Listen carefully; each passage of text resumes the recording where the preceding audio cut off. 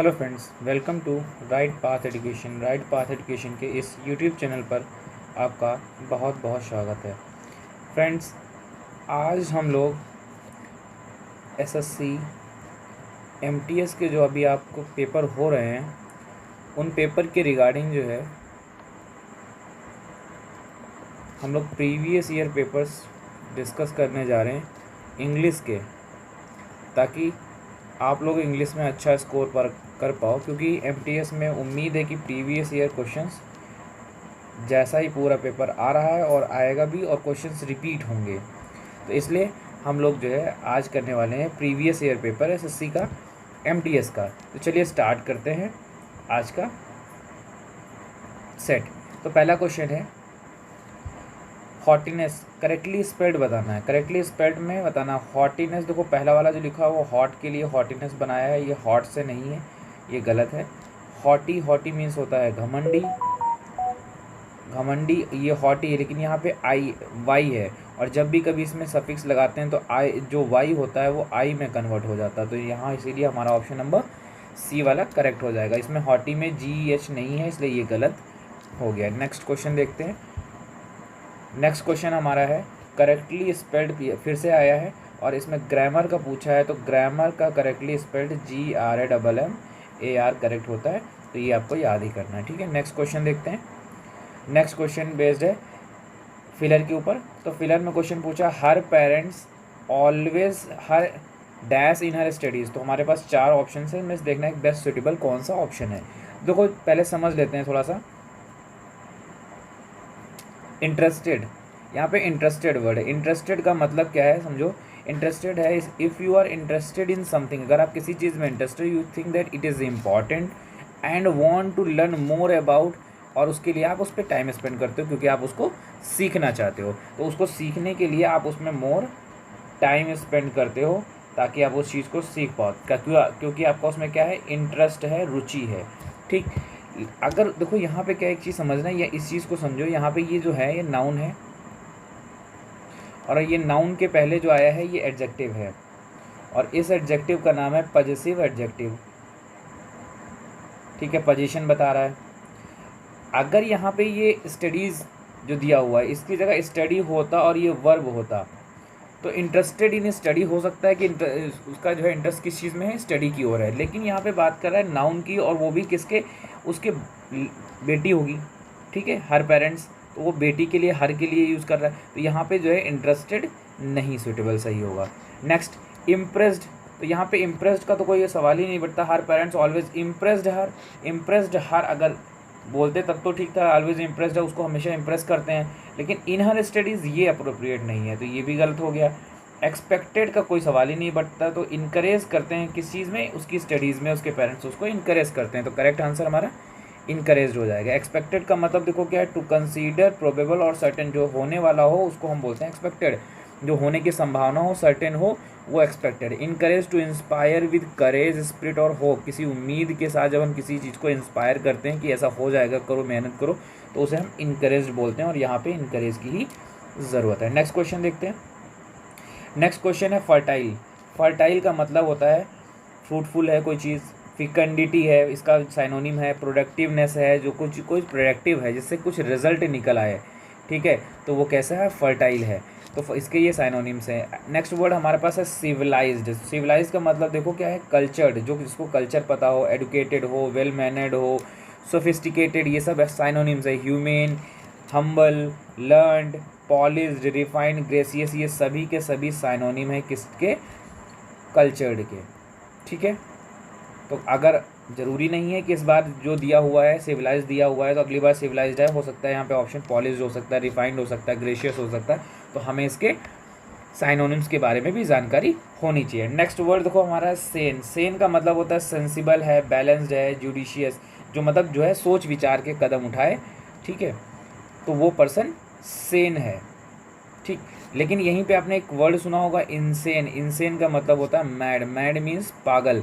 जो पागल है वो बैलेंस्ड नहीं है, उसका दिमाग हमेशा क्या है, एक जैसा नहीं रहता है, बैलेंस नहीं है, वो सेंसिबल नहीं है, अपने सेंस का इस्तेमाल नहीं करता है, सेंसिबल नहीं, जुडिशियस नहीं है, मतलब सही निर्णय नहीं ले सकता, तो इंसेन उसके लिए बोलते हैं। तो इंसेन, सॉरी एम हो गया, तो इनसेन मैड होता है, पागल होता है, ठीक है, क्लियर है। तो सेन किस लिए, सेंसिबल, बैलेंस, जुडिशियस के लिए यूज़ होता है। टफ का मतलब आप लोग जानते हो, टफ कठिन के लिए होता है। नेक्स्ट क्वेश्चन पे आते हैं हम लोग, और नेक्स्ट क्वेश्चन है one who pretends to be what he is not, जो दिखावे की कोशिश करता है जो वो नहीं है, तो उसके लिए जो है वन वर्ड होता है हाइपोक्राइट, हाइपोक्राइट, और इसका मतलब होता है जो वो खुद नहीं है उसका दिखावा करना, मीन्स दिखावेबाज, ठीक है, दिखावेबाज, ठीक है। कुछ लोग होते हैं जैसे उनके पास होता बहुत कम है लेकिन वो शो ऑफ बहुत करते हैं, तो शो ऑफ करने वाले लोगों के लिए हम हाइपोक्राइट वर्ड यूज़ करते हैं। देखो आप डायरेक्टर है, तो डायरेक्टर क्या होता है, जो मूवी वगैरह डायरेक्ट करता है उसको हम बोलते हैं डायरेक्टर।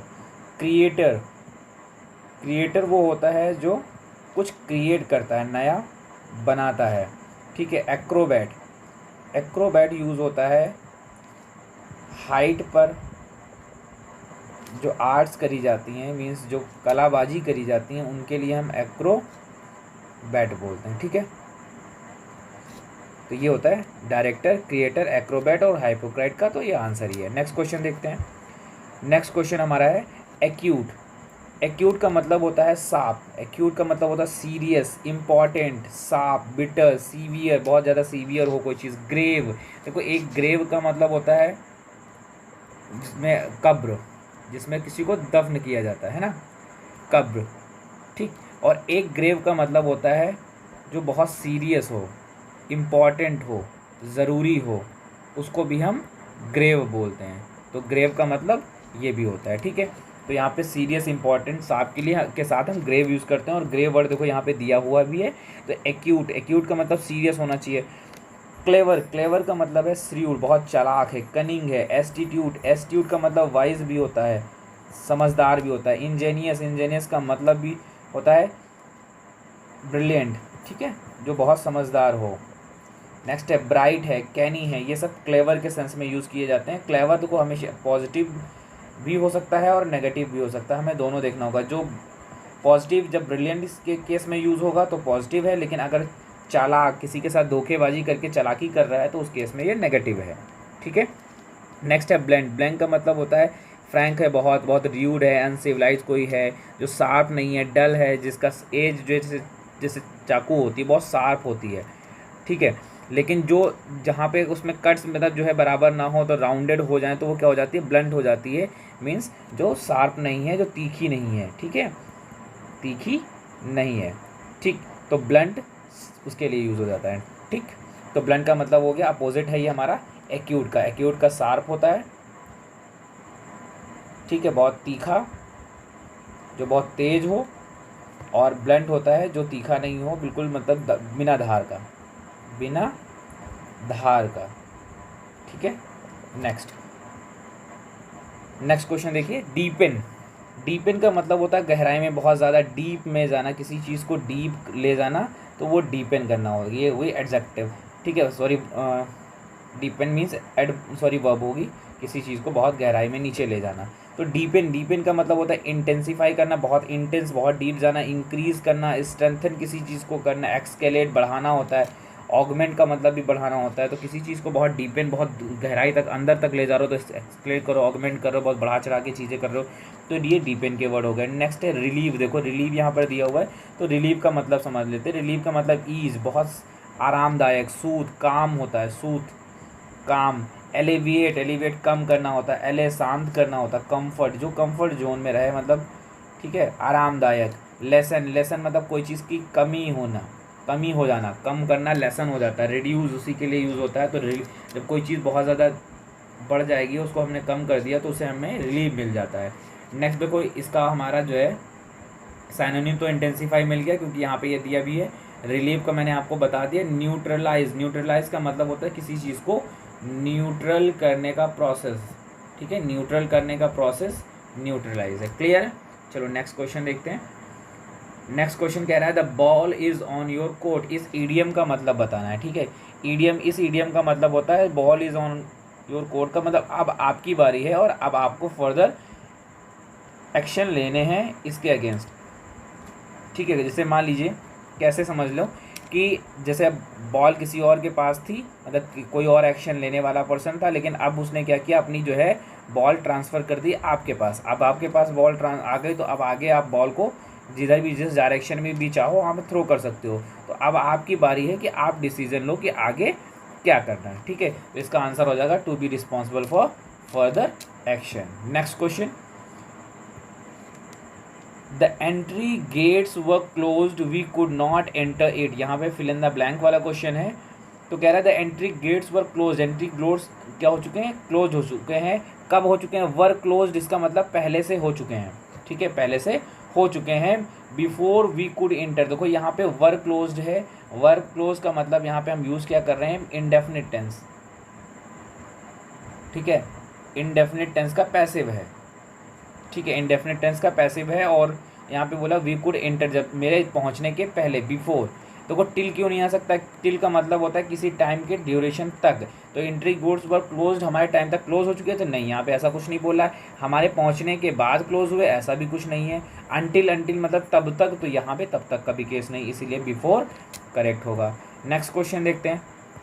नेक्स्ट क्वेश्चन कह रहा है I told the tailor to made a new dress for me. मैंने टेलर को बताया कि वो क्या करे, जो है बनाए मेरे लिए एक न्यू ड्रेस। देखो 2+V1 इसका मतलब होता है इन्फिनेटिव, इन्फिनेटिव, ठीक है। 2+V1 इन्फिनेटिव होता है, मीन्स 2 के साथ हमेशा वर्ब की फर्स्ट फॉर्म होती है, तब हम उसको इन्फिनेटिव बोलते हैं। लेकिन यहाँ पे देखो क्या लिखा हुआ है, 2+मेड, और मेड होती है वर्ब की सेकेंड फॉर्म। तो ये यहाँ गलत है, क्या होना चाहिए, 2+मेक होना चाहिए, टू मेक होना चाहिए यहाँ पे करेक्ट आंसर। तो यहाँ पे आंसर नंबर इसमें गलत हो जाएगी, टू मेड अ न्यू की जगह ये गलत हो जाएगा। नेक्स्ट क्वेश्चन कह रहा है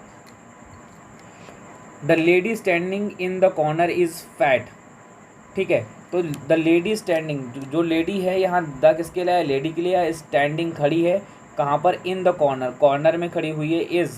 इज़ फैट, वो फैट है। फैट एक्चुअल में क्या है, एडजेक्टिव है। और हेल्पिंग वर्ब अलोन, जिसमें सिर्फ हेल्पिंग वर्ब होती है, हेल्पिंग वर्ब अलोन सेंटेंस में हेल्पिंग वर्ब के बाद हमेशा एडजेक्टिव्स आते हैं। तो ये एडजेक्टिव है फैट, ये भी सही है, इसलिए इसका आंसर नो एरर है। Next question, please tell the story in a nut shell. In a nut shell एक ईडियम होता है, इन अ नट सेल, इसका मतलब होता है ब्रीफ में, बहुत शॉर्ट में, बहुत शॉर्ट में। नट सेल मतलब एक नट है, उसके सेल के अंदर, मतलब बहुत कम जगह में आपको बताना है, इसका मतलब बहुत कम मात्रा में बताना है, बहुत शॉर्ट में बताना है। तो इसका आंसर हो जाएगा तो please tell me the story in a nut shell. तो इन अ नट सेल ऐसे ही लिखा जाता, एट अ नट सेल नहीं होता, इन द नट सेल नहीं होता, इन अ नट सेल्स नहीं होता, इन अ नट सेल ही होता है, इसीलिए नो इम्प्रूवमेंट हो जाएगा। नेक्स्ट क्वेश्चन देखते हैं। नेक्स्ट क्वेश्चन कह रहा है he did not like the novel nor I did. तो देखो he did not like the है, तो आपको पता है कि सब्जेक्ट आता है प्लस हेल्पिंग वर्ब आती है, फिर मेन वर्ब आती है, ठीक है। अब देखो ये वाले पार्ट तो सही है। नेक्स्ट पार्ट में देखो जिसमें अंडरलाइन किया हुआ है, वहाँ पे नॉर दिया है, नॉर के बाद सब्जेक्ट दिया है, फिर उसके बाद में डिड दिया है। तो यहाँ पे क्या करना है, नॉर डिड आई, यहाँ पे क्वेश्चन एक्चुअल में पूछ रहा है, तो यहाँ पे क्या हो जाएगा, नॉर पहले डिड आएगा फिर सब्जेक्ट आएगा, क्योंकि यहाँ पे इंट्रोगेटिव जैसा बना रहा है, ठीक है। He did not like the novel, उसने नॉवल नहीं लाइक किया, और मैंने भी नहीं किया, नॉर डिड आई, इसके लिए ये आंसर हो जाएगा, ठीक है। नेक्स्ट क्वेश्चन देखिए। नेक्स्ट क्वेश्चन कर रहा है प्लेस वेयर नन्स लिव, ये हमारे लिए वन वर्ड सब्स्टिट्यूशन है, मोस्ट अप्रोप्रिएट वर्ड। तो जहाँ पे नन्स रहते हैं उनको हम कॉन्वेंट बोलते हैं। आगे देख लेते हैं डॉर्मेट्री। डॉर्मेट्री क्या होती है, a dormitory is a large bedroom where several number of peoples एक साथ स्लीप करते हैं, सोते हैं, बोर्डिंग स्कूल वगैरह की तरह, जहाँ पे बहुत सारे लोग एक साथ जो है सोते हैं, उसको हम बोलते हैं डॉर्मेट्री। हॉस्टल क्या होता है, एक लार्ज हाउस होता है जहाँ पे जो है लोग चीपली जो है बहुत सस्ते में रह सकते हैं छोटे समय के लिए, उसको बोलते हैं हॉस्टल। क्वार्टर वो जो होती है जहाँ पे सोल्जर्स, सेलर्स, सर्वेंट्स, जो गवर्नमेंट सर्वेंट्स होते हैं, उनको रहने के लिए जो प्लेस दी जाती है उसे हम बोलते हैं क्वार्टर्स, ठीक है। तो ये इसके एक्सप्लेनेशंस हो गए। नेक्स्ट क्वेश्चन पर आते हैं, और नेक्स्ट क्वेश्चन कह रहा है it was not possible for we to understand her. एक इसके लिए समझना पड़ेगा आपको एक कॉन्सेप्ट, वो कॉन्सेप्ट क्या है, प्रीपोजिशन का, ठीक है। प्रीपोजिशन के बाद नाउन आती है, आपको ये चीज़ तो पता होगी, लेकिन ये ज़रूर जान लो कि प्रीपोजिशन के बाद जो आने वाली नाउन होती है वो उसकी ऑब्जेक्ट होती है। ऑब्जेक्ट सिर्फ दो लोग रख सकते हैं, एक तो प्रीपोजिशन का अपना ऑब्जेक्ट होता है, एक वर्ब का ऑब्जेक्ट होता है। प्रीपोजिशन के बाद जो ऑब्जेक्ट आता है वो नाउन उसका नाउन होता है और ये ऑब्जेक्ट बनता है, और ऐसे ही वर्ब का अपना ऑब्जेक्ट होता है जो भी नाउन होता है या प्रोनाउन होता है। ठीक है, और ऐसे ही यहाँ भी नाउन या प्रोनाउन होता है, तो इन दोनों के ही ऑब्जेक्ट्स होते हैं। ठीक है, अब यहाँ पे देखो क्वेश्चन में इस चीज़ पार्ट में देखो, फॉर वी को देखो, फॉर वी, फॉर एक प्रपोजिशन है और इसके बाद आना चाहिए ऑब्जेक्ट, क्योंकि इसके बाद क्या आता है, ऑब्जेक्ट आता है, और वी क्या है, सब्जेक्ट है, तो इसकी जगह ऑब्जेक्ट लगाना पड़ेगा, फॉर अस लगाना पड़ेगा, तो इसका आंसर फॉर वी गलत है, फॉर अस लगाना होगा। ठीक है, नेक्स्ट क्वेश्चन पर आते हैं, और नेक्स्ट क्वेश्चन कह रहा है do you like some water. देखो जब भी कभी जो है रिक्वेस्ट हो या बहुत पोलाइट वे से हम कोई चीज़ पूछते हैं तो उसके लिए हम वुड यूज़ करते हैं, ये हमेशा याद रखिएगा, वुड। पोलाइट वे से या हम्बल रिक्वेस्ट के साथ या हम्बल वे में हम जब किसी से कुछ पूछते हैं तो उसके लिए हम वुड यूज़ करते हैं, तो यहाँ पे आंसर वुड हो जाएगा। नेक्स्ट क्वेश्चन देखते हैं। नेक्स्ट क्वेश्चन कह रहा है करेज। करेज होता है जिगरा, ठीक है, मतलब बहादुरी। तो करेज के देखो यहाँ पे साइनोनिम्स हमने लिखे हैं, एक बार देख लीजिए। करेज में पहला है ब्रेवरी, नर्व, फोर्टिट्यूड मतलब फोर्ट में रहने वाले, फोर्टिट्यूड बहुत जिनके अंदर जिगरा होता है, डेयरिंग है जिसके अंदर गट्स हैं, गट्स मतलब अंदर से जो है हिम्मत, हीरोइज्म जिसके अंदर हीरो जैसी हो, गैलेंट्री, आपने गैलेंट्री अवार्ड सुने होंगे, तो जो वीरता होता है जिसके अंदर वीरता होती है उसे गैलेंट्री बोलते हैं। वेलर, वेलर होता है इंथुजियाज्म, जो अंदर आपके अंदर जोश जुनून होता है किसी चीज़ को कर जाने का, उसको बोलते हैं वेलर, और यहाँ पे वेलर ही इसका आंसर भी दिया हुआ है। नेक्स्ट देखो ह्यूमिलिटी। ह्यूमिलिटी मतलब ह्यूमिलिएट, बहुत जल्दी, जो मॉडेस्ट हो, बहुत डिफिडेंट, बहुत मीक रहता हो, बहुत मतलब जो है दबा दबा सा रहता है। सबमिसिव, जो हमेशा लोगों की बात मानता है। सबमिसिव वो पर्सन होता है जो लोगों के कहने पे चलता रहता है, ठीक है, जिसको लोग ऑर्डर दे करके अपने आप से मनवा लेते हैं। सर्विलिटी मीन सर्विस करने लायक जो हो, सर्विलिटी हो। हम्बलनेस, बहुत हम्बल हो, पोलाइट हो, ठीक है, इसके लिए हम यूज़ करते हैं ह्यूमिलिटी। नेक्स्ट है टिमिड। टिमिड होता है कावर्ड, ठीक है, टिमिडिटी कॉवर्ड के लिए। तो टिमिडिटी नर्वसनेस जिसके अंदर है, साइनेस है, जो कॉवर्ड है उसके लिए यूज़ करते हैं, तो ये इसके साइनोनिम्स हैं। नेक्स्ट क्वेश्चन पे आते हैं, सॉरी गलत हो गया, ठीक है, और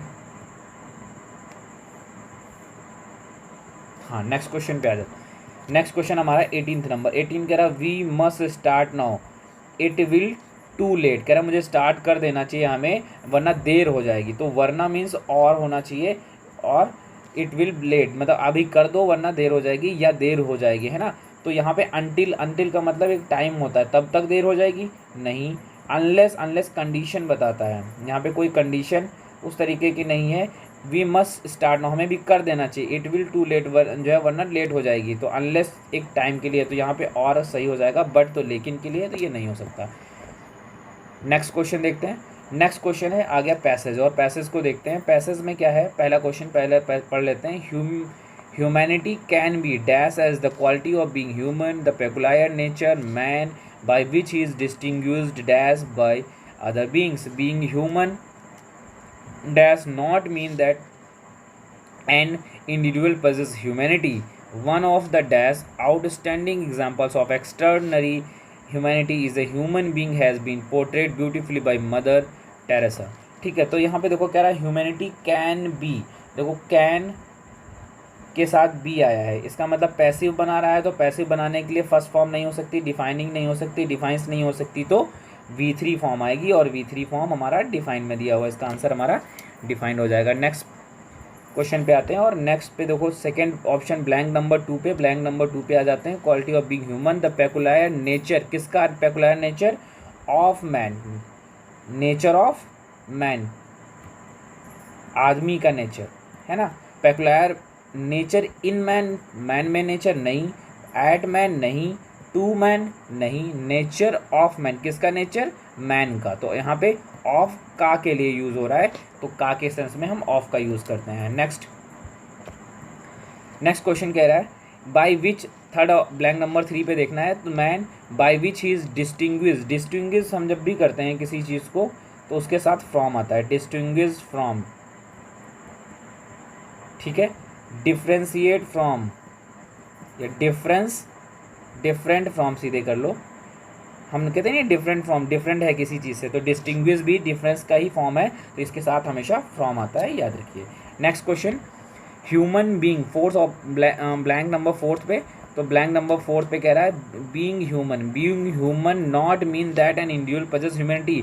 बीइंग ह्यूमन होने का मतलब ये नहीं है कि हमारे अंदर जो है ह्यूमैनिटी है।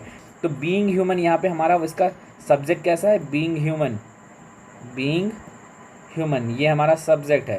ह्यूमन होना, तो ये हमारा सब्जेक्ट ह्यूमन होना, तो ये कैसा है, सिंगुलर है। अगर ये सिंगुलर है तो इसके साथ वर्ब कैसी आएगी, हैड, क्योंकि हम थे ऐसा नहीं बोलना है। डज, ये सही है। हैज़, क्योंकि देखो हैज़ के बाद आना चाहिए V3, हैज़ के बाद V3 आना चाहिए, और यहाँ पे V3 नहीं है, मेन वर्ब नहीं है, तो इसीलिए यहाँ पे डज सही है। डिड पास्ट की बात है नहीं यहाँ पर, ठीक है, तो इसलिए डिड नहीं आ सकता। नेक्स्ट क्वेश्चन देखते हैं। नेक्स्ट क्वेश्चन कह रहा है फिफ्थ नंबर ब्लैंक में, one of the dash outstanding examples of outstanding, one of the क्या, more, one of the more outstanding, नहीं मोर नहीं, मोस्ट होना चाहिए, मोस्ट आउटस्टैंडिंग। क्यों, आउटस्टैंडिंग एग्जाम्पल्स, एग्जाम्पल जो है उसके मोस्ट, सबसे मोस्ट हैं, ज़्यादा वाले, ठीक है। मोर क्वांटिटी बताता है, मैनी क्वांटिटी बताता है, मच अनकाउंटेबल के लिए क्वांटिटी बताता है, अनकाउंटेबल के लिए क्वांटिटी बताता है, मोर नंबर बताता है, मैनी भी नंबर बताता है, लेकिन ये काउंटेबल के लिए, ठीक है। और यहाँ हम नंबर नहीं बता रहे हैं, नंबर नहीं बता रहे हैं तो क्या आएगा, मोस्ट आएगा, इंटेंसिटी बता रहे हैं। One of the most outstanding example, जो एग्जाम्पल्स हैं उनमें से मोस्ट आउटस्टैंडिंग, हम इंटेंसिटी बढ़ा रहे हैं किसी चीज़ को, ठीक है, तो यहाँ पे आ जाएगा मोस्ट। Next question,